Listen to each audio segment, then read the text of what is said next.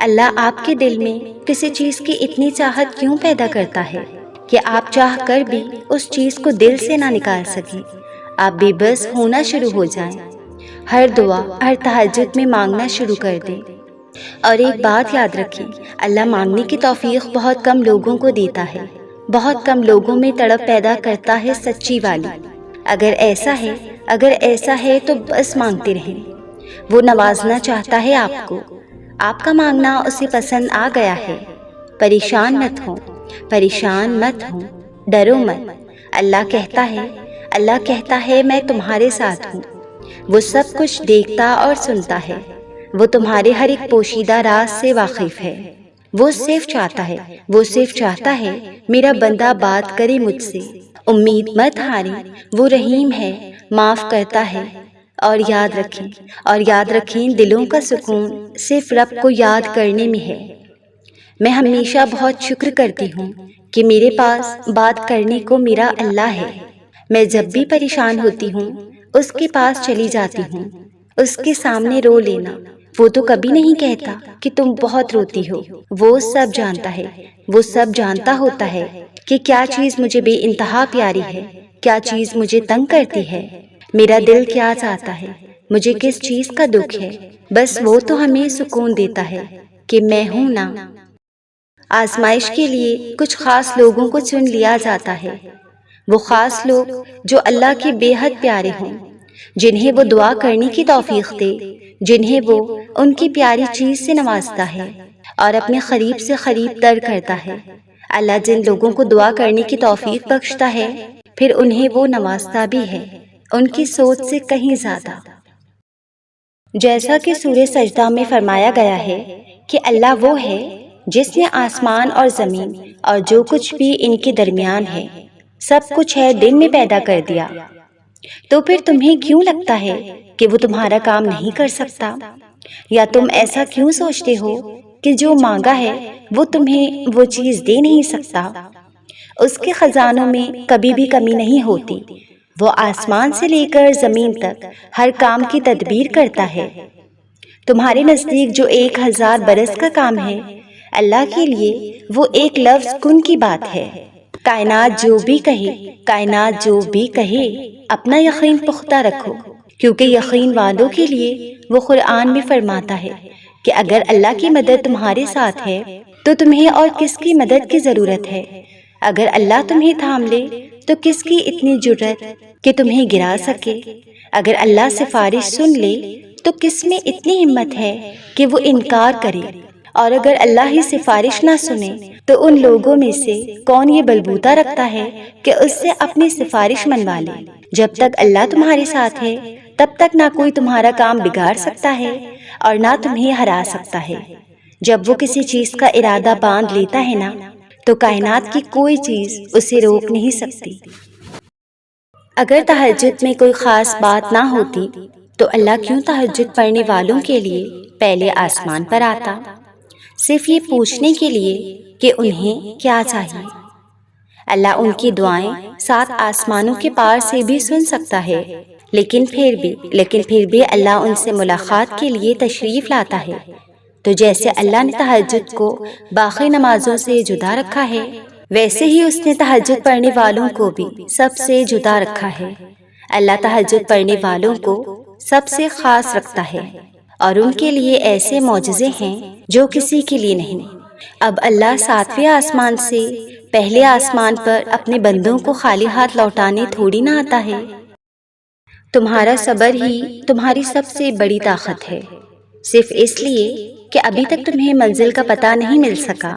اس کا مطلب یہ تو نہیں کہ تم مایوس ہو کر چلنا ہی چھوڑ دو، صرف اس لیے کہ تم اب تک یہ جان نہیں سکے کہ تمہارے لیے کیا بہتر ہے اور کیا نہیں۔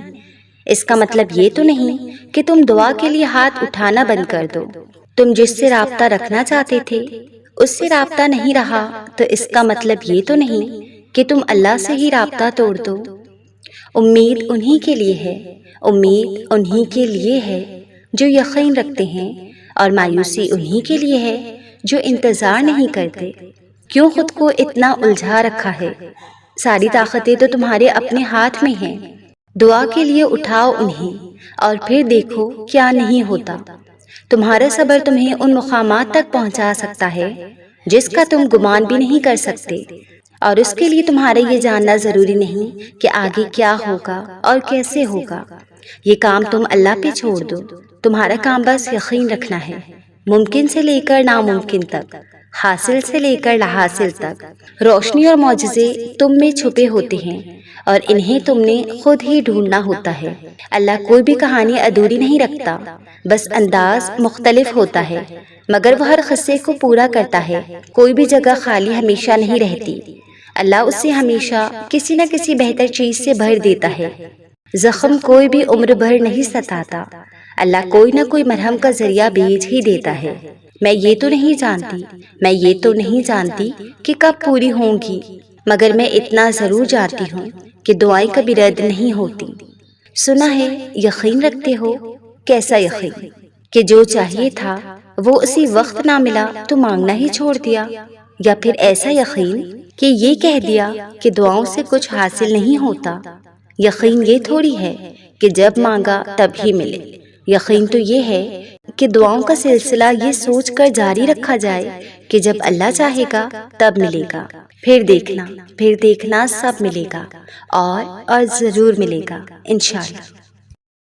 بعض دفعہ ایسا بھی ہو جاتا ہے کہ انسان کسی چیز کی شدید خواہش رکھے ہوتا ہے، سالوں سے اسے مانگ رہا ہوتا ہے، سجدوں میں، قبولیت کے اوقات میں، تہجدوں میں، آنسوؤں میں، غرض ہر موقع پر وہ اپنے رب سے مانگتا ہے۔ شاید وہ رب سے جڑتا ہی اسی خواہش کی تکمیل کی خاطر ہے، مگر پھر ایسا ہوتا ہے اللہ اس کی آنکھوں کے سامنے اس کی اس خواہش کو کسی اور کے حق میں پورا کر دیتے ہیں۔ تب یہ انسان ٹوٹ کر گرتا ہے اس رب کے آگے، کرچی کرچی وجود لیے، شکوے کرتا ہے رب سے کہ کیوں کیا تو نے ایسا، ناراض ہوتا ہے اپنے خالق سے کہ میں نے تو اتنا مانگا تھا تجھ سے، تو نے کسی اور کو دے دیا۔ مگر پھر کہیں اندر سے، بہت اندر سے، اس کی سسکتی روح سے اسے آواز آتی ہے، جس کے پیچھے تو بھاگ رہا تھا وہ تو تھا ہی سیراب۔ کیا تو اتنا خود غرض تھا کہ اپنے پیدا کرنے والے کے پاس صرف اسی خواہش کی تکمیل کی تمنا لیے جاتا تھا؟ تیرے سجدے جس کے لیے ہونے چاہیے تھے اس میں بھی اپنی خواہش کو بت بنائے پوج رہا تھا۔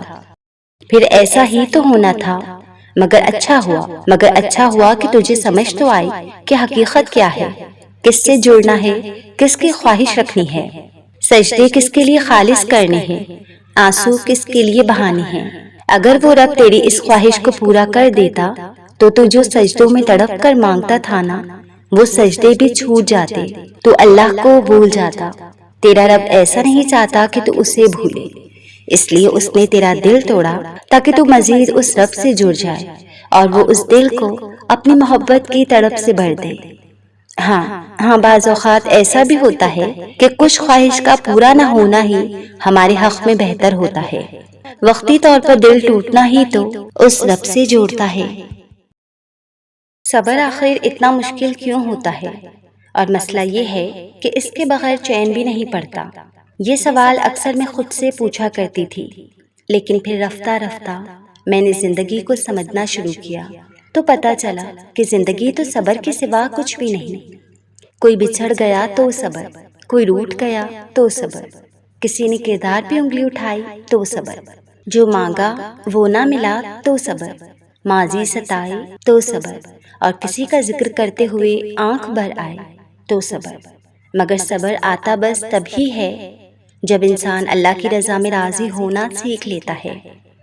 اور جانتے ہو صبر کرنے والوں پہ اٹھنے والے ہر سوال کا جواب اللہ خود دیتا ہے، پھر چاہے وہ سوال ذات پہ ہو یا کردار پہ۔ اور سوچو ذرا، جس شخص نے اللہ کے ہر فیصلے پہ سر جھکا لیا اور صبر کر لیا، اسے پھر دنیا کی کون سی چیز توڑ سکتی ہے؟ بس پھر لوگوں کا ڈر ختم ہو جاتا ہے اور ان کی باتیں دکھ نہیں دیتی، کیونکہ تب دل یہ سوچ کر مطمئن ہو چکا ہوتا ہے کہ اللہ کافی ہے۔ صبر محبت ہے اور محبت صبر ہے۔ جس نے محبت کرنا سیکھ لیا اس نے شیرک تک کا سفر طے کر لیا، اور جس نے صبر کرنا سیکھ لیا اس نے اپنے اور اللہ کے درمیان حائل ہونے والے ہر فاصلے کو ختم کر دیا۔ اللہ نے جس کو جو سمجھانا ہوتا ہے وہ سمجھا ہی دیتا ہے۔ کبھی کبھار نہ دلاسے چاہیے ہوتے ہیں نہ دلاسے دینے والا کوئی شخص چاہیے ہوتا ہے، بس ہر جذبے سے دل خالی ہو جاتا ہے، تب ہمیں تنہائی اچھی لگنے لگتی ہے۔ بس ہم ہوتے ہیں اور اللہ ہوتا ہے، دل کی آہیں اس سے سنائی جاتی ہیں، وہاں الفاظ کی ضرورت نہیں پڑتی، وہاں وضاحتیں نہیں دی جاتی، پھر بس باتیں مختصر ہو جاتی ہیں اور سجدے طویل ہو جاتے ہیں۔ کبھی میں بھی سوچا کرتی تھی کہ اللہ دعائیں نہیں سنتا، میں بہت ضد کیا کرتی تھی، میں کہا کرتی تھی اس نے مجھے یہ چیز نہیں دی تو میں کیوں کروں اب دعا، میں کیوں پڑھوں نماز، کچھ بھی خوش ہونے کے لیے نہیں، مگر وہ چٹکی میں حالات اور خیالات سب بدل دیتا ہے۔ اب کوئی چیز نہیں ملتی تو کہتی ہوں کہ دعا میں اور نماز میں کمی رہ گئی ہوگی، ورنہ وہ دینے میں کمی کرے ایسا ہو ہی نہیں سکتا۔ خوشیاں چھوٹی چھوٹی چیزوں میں ہوتی ہیں، محسوس کرو تو رب نظر آنے لگتا ہے۔ ہر چیز عارضی ہے، اگر خوشی کا موسم نہیں رہا تو غم کا موسم بھی نہیں رہے گا، اور دعائیں کبھی رد نہیں ہوتی۔